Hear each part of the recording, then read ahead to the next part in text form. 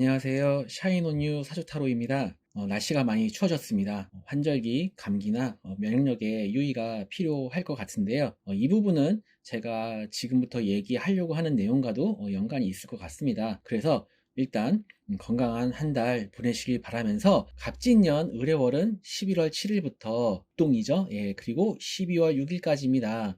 요즘 11월 을해월 일간별 운세를 작성하고 있는데요. 10월 갑술월 사주 운세에 대해 좀 추가적으로 좀 더 말씀드리고 싶은 내용도 있고, 또한 11월 을해월 어떤 운세에 대해 제가 어떠한 방식과 관점으로 월운세를 보고 있는지 한번 이야기해 보려고 합니다. 자, 우선 10월 갑술월 운세 이제 추가 내용은요. 이 갑진년과 갑술월에 진토와 술토가 충을 하는 것에 대해 뭐 나름의 대비는 하시되 너무 심려하지 않았으면 좋겠다라고 좀 말씀드리고요. 일단 뭐 그것보다는 이번 시간에는 술토 안에 그 지장간 안에 신금에 대해서 좀 이야기해 보려고 하거든요. 일단 우선 이 갑술월의 갑목이 갑진년의 갑목과 같이 이 갑목이 중첩이 되죠. 그리고 진토에 을, 개, 무가 있는데요.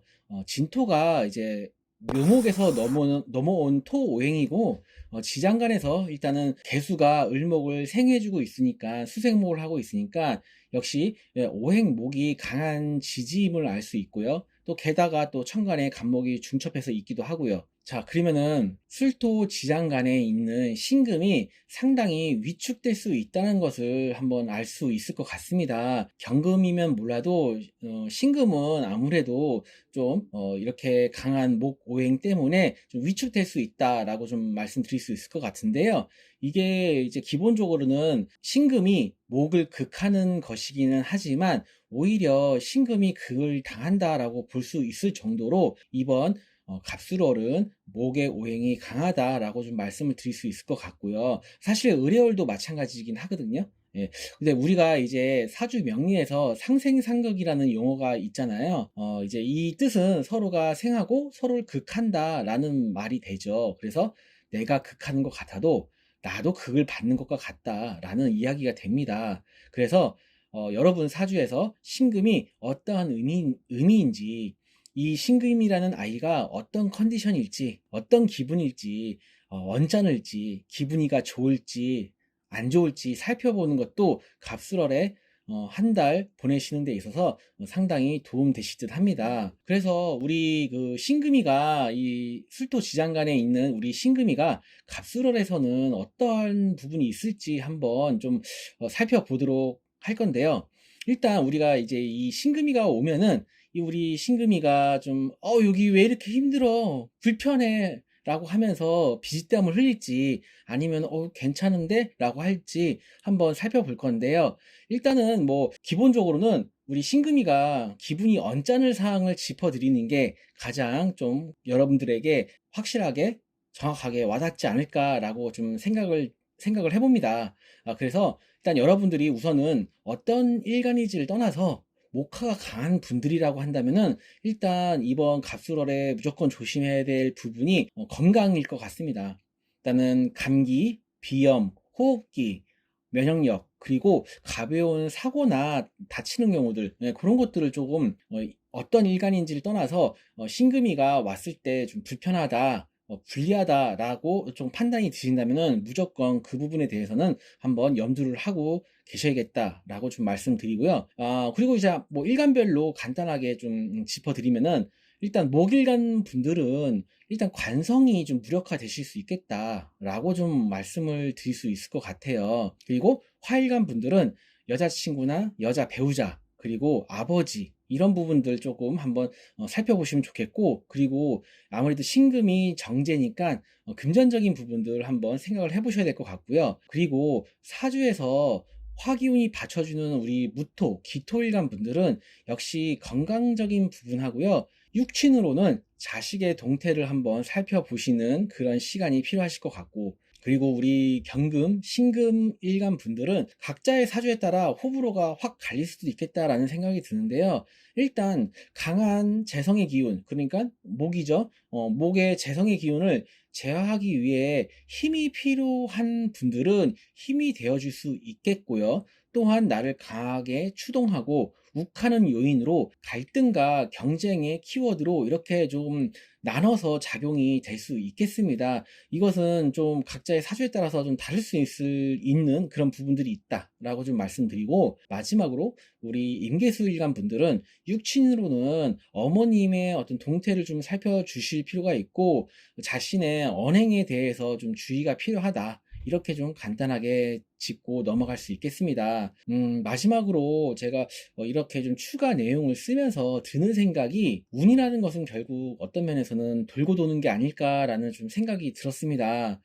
이제 그런 관점에서 지난 8월 임신월과 9월 개유월이 이래저래 힘드셨다면, 아무리 갑술월에 진술충이 일어난다고 해도요, 오히려 좀 회복되고 어떤 부분에서는 긍정적인 부분, 그런 어떤 그런 느낌들, 그런 상황들을 그런 부분들이 좀 있으실 거라고 좀 생각이 들고요. 그리고 이제 반대로 임신월, 개유월이 좋았다면은 반대로 갑술월에는 부침이 있을 수 있겠다라는 생각이 듭니다. 그래서 그런데 이제 이러한 모든 것들이 사실은 내가 어떻게 생각하고 어떠한 부분을 더 중요하게 생각하고 고민인가에 따라서 다르게 생각할 것 같아요.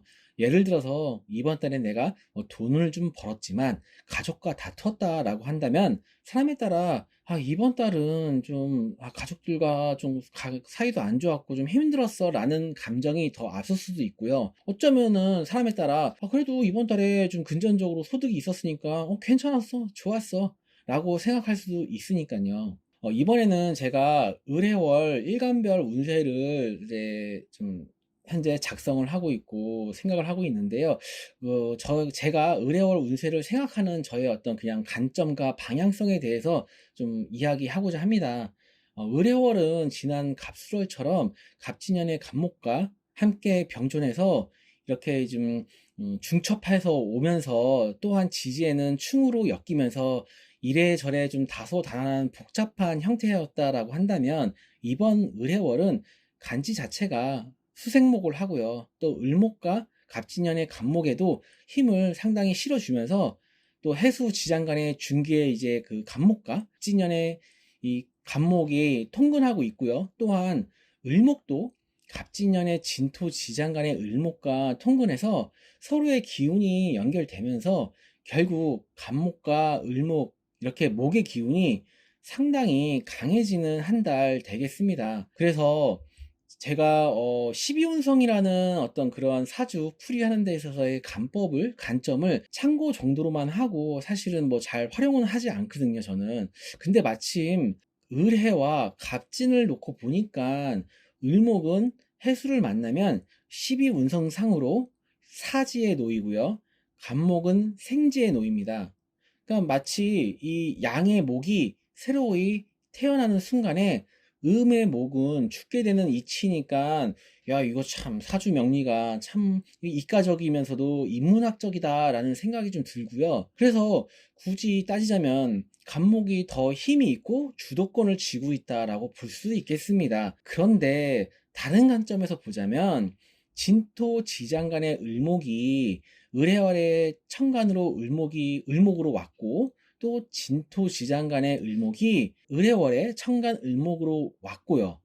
진토 안의 을목은 묘라는 목의 왕지에서 이어받은 진토이기 때문에, 이 진토 안의 을목은 천간으로 을목으로 이렇게 와서 통근하게 되면 아주 튼튼한 뿌리를 갖게 된다. 그러므로 을목도 만만치 않다, 아주 세다라고 이야기할 수도 있습니다. 그런 면에서는 누가 더 강하냐를 논하는 게 의미 없게 보이기도 합니다. 아무튼 뭐 그건 그렇고요. 그래서 또한 을해월의 해수 이제 지장간 정기의 임수와 갑진년의 진토 속 개수도 있기 때문에, 지난 임신월이나 개유월보다는 덜하겠지만 그래도 지지에서는 오행수가 어느 정도 활약을 하는 그런 한 달이 되겠습니다. 그럼 전반적으로 오행목과 수가 여러분께 어떠한 영향을 미칠 것인지 살펴보는 것이 핵심이 될 것 같습니다. 그러면 반대로 오행화와 토는 약해집니다. 그런 부분들 제가 생각을 하고 있고, 그런 부분에서 한번 여러분들도 생각을 해보시면 좋으실 것 같고, 또한 시기적으로 좀 더 디테일하게 보자면 11월 7일부터 23일, 24일 이 정도까지는 목오행과 관련된 이슈들을 한번 생각을 해보고요. 그 이후 23일경 그 이후부터는, 그래서 이제 12월 6일까지는 오행 수와 토가 여러분께 어떠한 기운이고 어떠한 의미인지 살펴보시면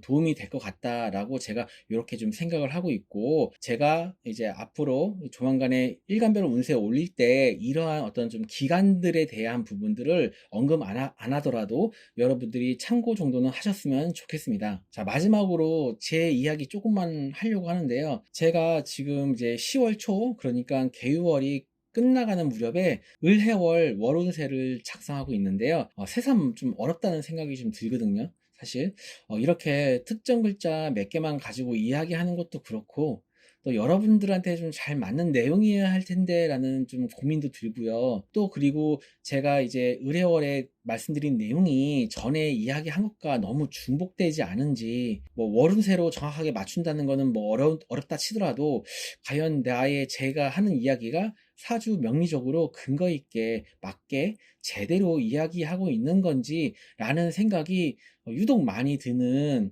이번 을해월 운세 편입니다. 뭐 현 시점에서는 오행수가 강한 한 달이라서 제가 뭐 생각이 많아져서 그런 건지는 모르겠는데, 또한 월운세 위주로의 저의 어떤 좀 이렇게 부족한 채널이 5개월 만에 이제 구독자 1000명을 돌파해서 좀 이렇게 부담감이 생겨서 그런 건지는 잘 모르겠습니다. 예.